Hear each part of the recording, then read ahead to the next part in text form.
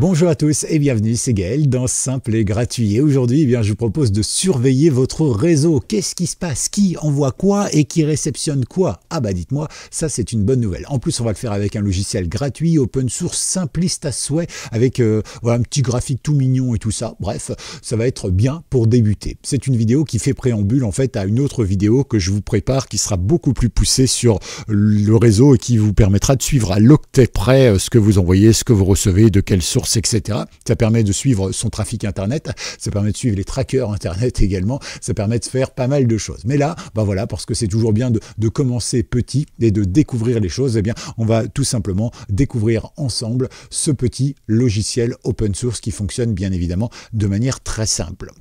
Alors, avant de vous le dire, eh bien, avant de vous montrer tout ça, pensez à liker cette vidéo, pensez à vous abonner et pensez également à regarder dans la description. Vous avez le lien vers la newsletter qui est gratuite et puis vous avez aussi la possibilité de vous faire plaisir avec plein de trucs vers le lien Patreon. Voilà, il y a des fois du bonus. Voilà, vous regardez tout ça, c'est dans la description. Dans la description, vous y retrouverez également l'adresse de ce site internet ou plutôt de ce logiciel OpenNetMeter. Voilà, et c'est tout simplement l'occasion de surveiller l'utilisation de notre réseau au travers de différents points qui ont été sélectionnés comme la vitesse du réseau, l'utilisation de données de session, évidemment de la connexion actuelle, l'utilisation de données pour aujourd'hui, mais aussi eh bien, au bout de 60 jours d'utilisation, ce qui est sympa, c'est que ça va compiler 60 jours d'utilisation et ça va vous donner un aperçu global entre guillemets, de ce que vous utilisez comme Internet. Vous le savez, on en entend souvent parler, mais on dit oui, utiliser trop d'Internet, ça pollue. Mais en même temps, on nous met à disposition la fibre, la data et tout ça dans des termes illimités.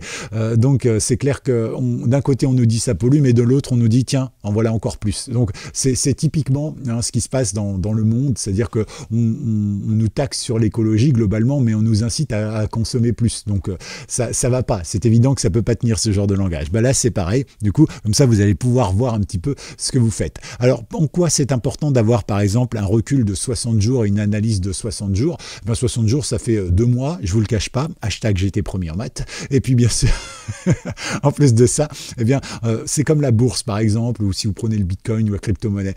Par exemple, le Bitcoin, c'est pas mal cassé la margoulette, si je peux me permettre, il y a quelques temps. Là, et c'est vrai que tout le monde se disait, waouh, t'as vu, ça chute, oh là là, c'est honteux, faut surtout pas investir là-dedans, etc.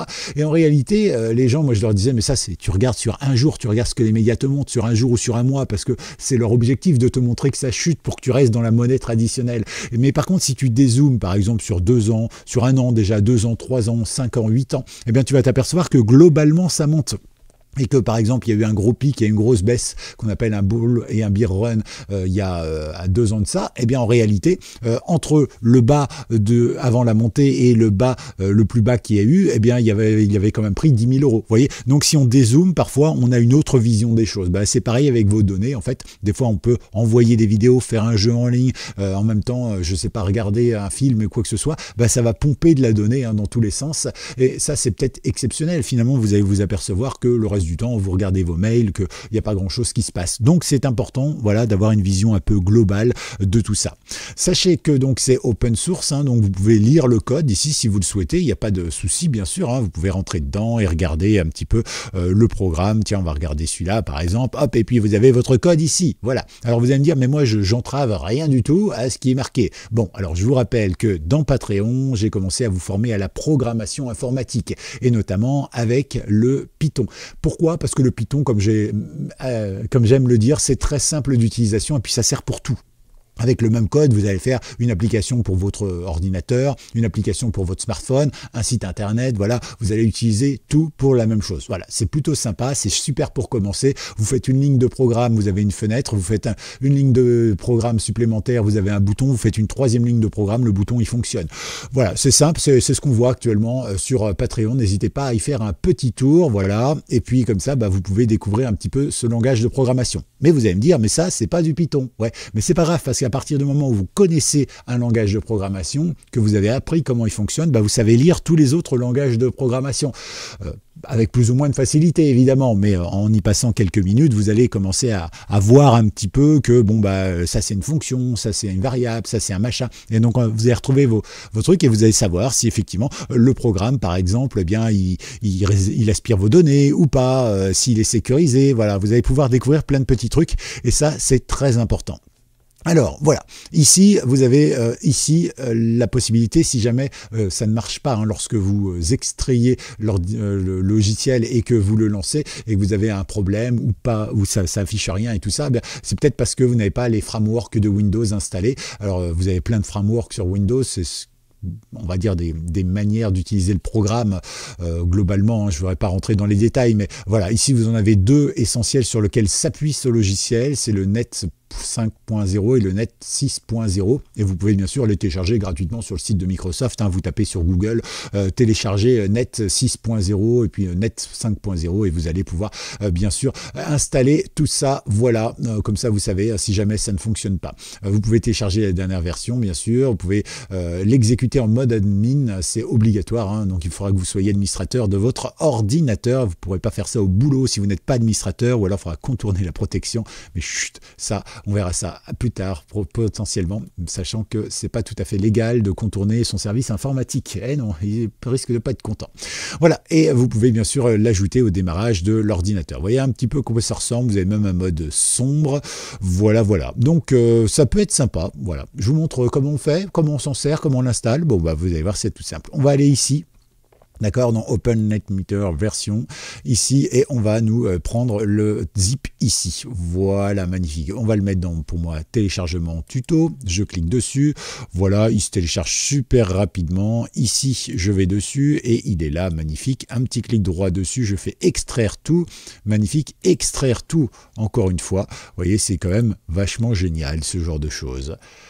Parfait. Bon, maintenant que c'est fait, eh bien, je vais pouvoir tout simplement ici faire OpenNetMeter et vous voyez ici, vous avez le petit logo et vous double-cliquez dessus pour l'ouvrir. Il vous demande, vous mettez oui, on veut bien sûr, et à partir de là, bah, vous avez votre logiciel qui est là et qui est 100% fonctionnel. Nickel. Alors vous avez bien sûr ici votre réseau, donc moi il tourne depuis un petit moment, hein, voilà, depuis quoi, 20 secondes, 15 secondes, 30 secondes, et vous voyez que je suis en train de télécharger quelque chose. Je ne sais pas quoi, puisque mon internet speed, mon download speed, c'est finalement c'est la rapidité de mon envoi et de ma réception par rapport à ce qu'il envoie et ce qu'il réceptionne, d'accord? Donc comme ça vous avez les informations. Ici vous avez le détail par exemple, vous voyez que Brave travaille actuellement en réception, actuellement en envoi, et puis vous allez me dire, ici c'est quoi? C'est le total de ce qu'il fait depuis que la session est ouverte. Donc voilà, on voit un petit peu que ça se passe bien comme ça, tranquillement, voilà. Et puis ici on a la Google Drive, pour moi j'ai DroidCam évidemment, hein, qui envoie ce qu'il y a sur ma caméra directement ici sur l'ordinateur, et puis ici on a toutes les infos. Moi j'ai pas grand chose qui travaille, donc ça c'est plutôt cool. Ici on a l'historique, donc bon, moi pour l'instant j'ai pas vraiment d'historique, tout simplement parce que je viens de l'allumer, hein, je viens de le mettre comme vous, et vous avez le setting. Alors oui, je sais, il est en anglais, et oui, je sais, il n'y a pas de moyen de traduire, parce que je vous rappelle que quand vous avez un logiciel open source, voilà, eh bien vous pouvez parfois avoir à l'intérieur du code des petits fichiers qui sont des fichiers JSON ou autres, par exemple si on va ici, qui vont vous permettre bien de pouvoir avoir la traduction. Moi personnellement, quand je conçois un logiciel, je mets toujours un fichier JSON dans lequel il y a tous mes fichiers, toute ma traduction entre guillemets. Comme ça, si quelqu'un veut se l'approprier et le transformer en allemand, en breton, en alsacien, en ch'timi ou n'importe quoi, en fait il édite ce fichier, puis il remplace chaque truc, ou il envoie ce fichier dans l'intelligence artificielle, puis il dit traduis-moi machin, et hop, ça traduit, on récupère le fichier et c'est traduit dans la bonne langue, d'accord? Mais ici par exemple, si je clique, en fait les fichiers JSON sont des fichiers en fait qui maintiennent des paramètres, qui permettent d'interagir avec des paramètres et de les stocker. Et bien en réalité, là ça donne absolument rien, hein. C'est vrai, quand on va dessus par exemple, j'ai pas ici mes fichiers, j'ai pas les traductions, j'ai juste des informations, voilà, que je je peux modifier si je veux, hein, voyez, mais donc on voit bien qu'il peut activer les librairies 6.0 en français, etc. Mais il n'est pas lui-même traduit en français. En tout cas, je n'ai pas vu l'information. Voilà. Donc pourquoi pas, après tout, hein, mais peut-être que ce serait bien de lui proposer de mettre ça dans un fichier extérieur, qu'on puisse nous aussi traduire ce logiciel en français. Voilà, vous pouvez lui proposer ça directement sur le dépôt GitHub, je vous laisse faire.